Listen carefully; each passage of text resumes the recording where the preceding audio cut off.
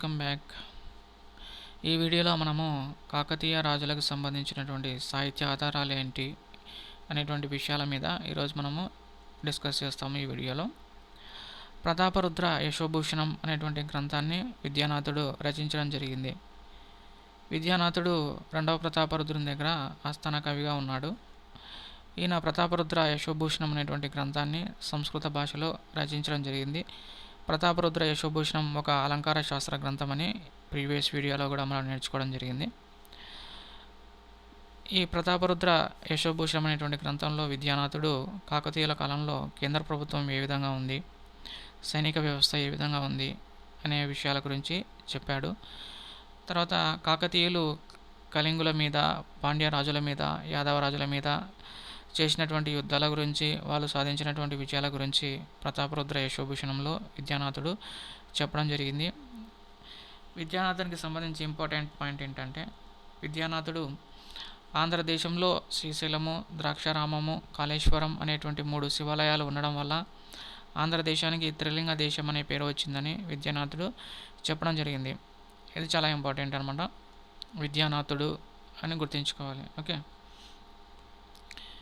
Next కాకతీయులు కాకతీయ దేవత అనేటువంటి కులదేవతను పూజించడం వల్ల వీళ్ళకు కాకతీయులు అనే పేరు వచ్చిందని పివి పరబ్రహ్మ శాస్త్రి పేర్కొనడం జరిగింది.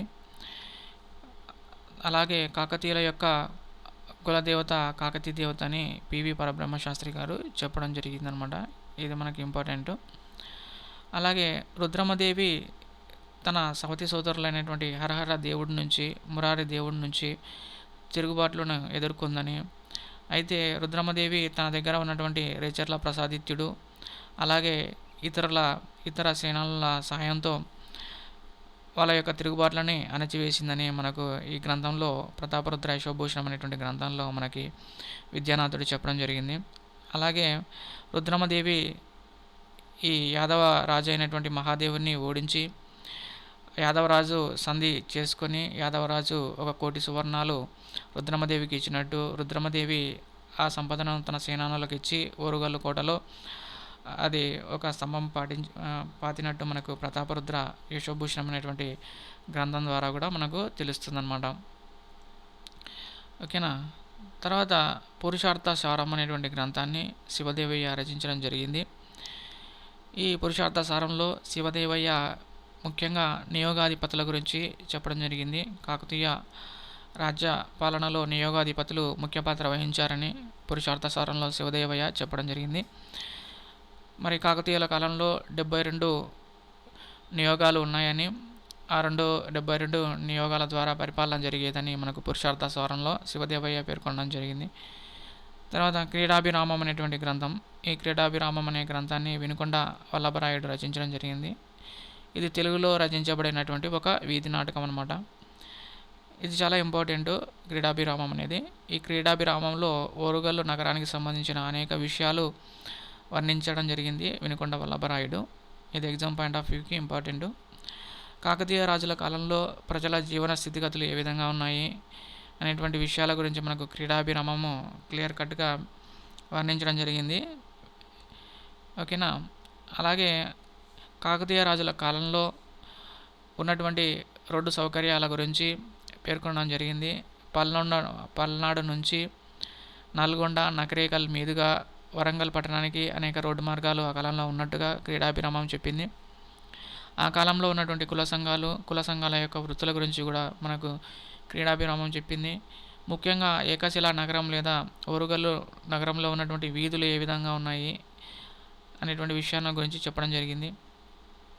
కోట గోడలలో ఉన్నటువంటి గడియారాల గురించి, ఆ కాలంలో వినోదంగా ఉన్నటువంటి తోలుబొమ్మల ఆట గురించి, ప్రజల వినోదమైనటువంటి పొట్టెల పోరు గురించి, కోడి పందాల గురించి, వేశ్యల గురించి మనకు కళ్ళకు కట్టినట్టుగా మనకు క్రీడాభిరామం అనేటువంటి గ్రంథంలో వినుకొండ వల్లభరాయుడు పేర్కొనడం జరిగిందనమాట. తర్వాత మనకి కాకతీయ దేవతను మరి కాకతీయులు వాళ్ళ యొక్క కులదైవంగా పూజించారని మనకు పివి పరబ్రహ్మ శాస్త్రి చెప్పినట్టుగా నేర్చుకున్నాము. మరి వరంగల్లో ఉన్నటువంటి కాకతీయమ్మ దేవాలయంలోన కాకతమ్మకు సైదోడు ఏకవీర అని అక్కడ ఉన్నట్టుగా మనకు అక్కడ పేర్కొనడం జరిగిందనమాట. శివయోగ సారం అనేటువంటి గ్రంథాన్ని కొలను గణపతి దేవుడు రచించడం జరిగింది.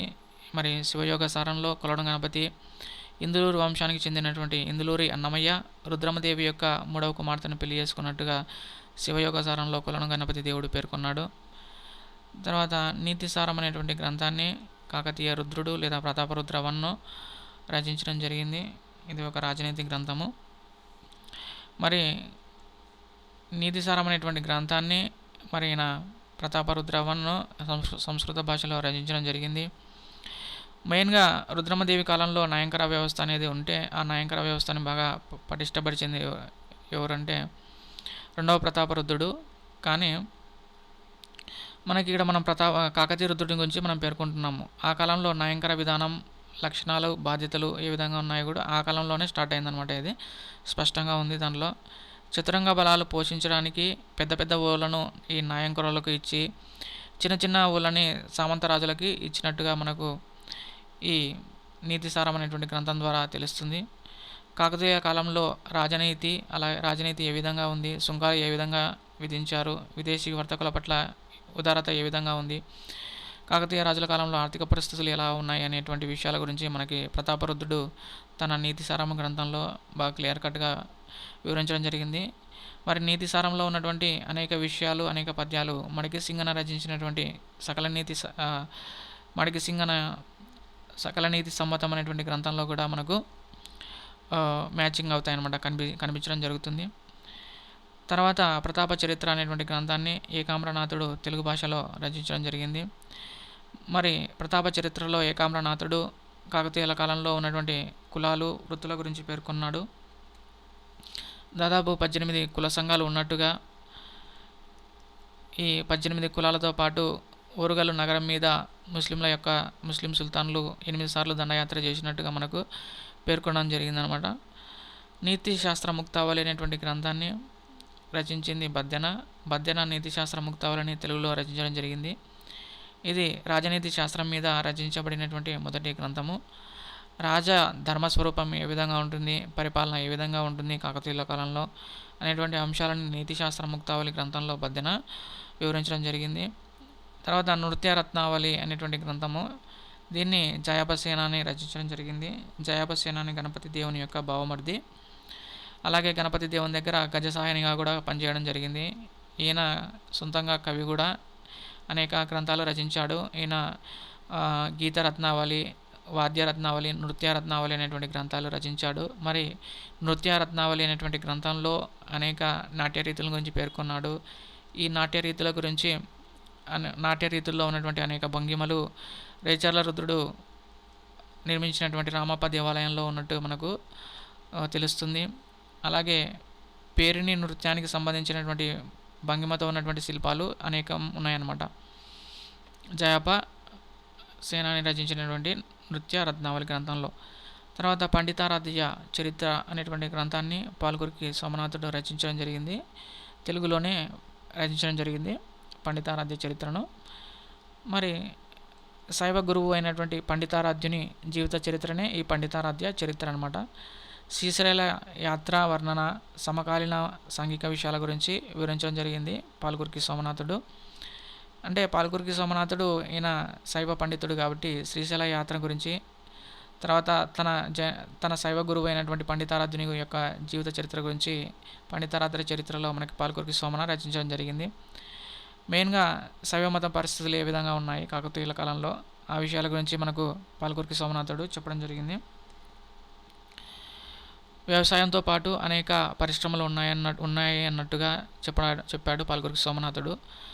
తర్వాత మరి అనేక పరిశ్రమలు ఉన్నాయని చెప్పాడు కాబట్టి వస్త్ర పరిశ్రమలకు సంబంధించి 20కి పైగా వస్త్రాలు ఉన్నట్టు కాకతీయుల కాలంలో 20కి పైగా వెరైటీలు ఉన్నట్టు మనకి పాల్గురికి సోమన ఆ కాలంలో చెప్పడం జరిగింది.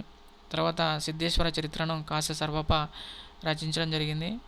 మెయిన్గా ఈ సిద్ధేశ్వర చరిత్రలో కాశ సర్వప కాకతీయ రాజుల యొక్క జన్మస్థలము కుందారపురం అని చెప్పడం జరిగింది. అలాగే తొలి కాకతీయులు జైన మతాన్ని ఆచరించారని కూడా మనకు సిద్ధేశ్వర చరిత్రలో కాశీ సర్వప చెప్పడం జరిగింది. వాళ్ళ యొక్క జన్మస్థలం చెప్పినప్పుడు వాళ్ళ యొక్క మొదటి మతం కూడా చెప్పడం కష్టం కాదు కాబట్టి సో ఈ రెండు ఒక సెట్ అని మనం గుర్తుంచుకోవాలి. రంగనాథ రామాయణాన్ని గోనబుద్ధారెడ్డి తెలుగు భాషలో రచించడం జరిగింది. రంగనాథుడు అంటేనే ఆయన విష్ణుమూర్తి అవతారం అనేది. సో వైష్ణవ మతానికి సంబంధించిన ప్రాముఖ్యత గురించి రంగనాథ రామాయణంలో గోనబుద్ధారెడ్డి చెప్పినట్టుగా మనము గుర్తుంచుకోవాలి అన్నమాట. ఓకే ఫ్రెండ్స్, ఇప్పటికి ఇది ఎండ్ చేద్దాము. నెక్స్ట్ వీడియోలో మిగతా సాహిత్య ఆధారాల గురించి మనం డిస్కస్ చేద్దాం.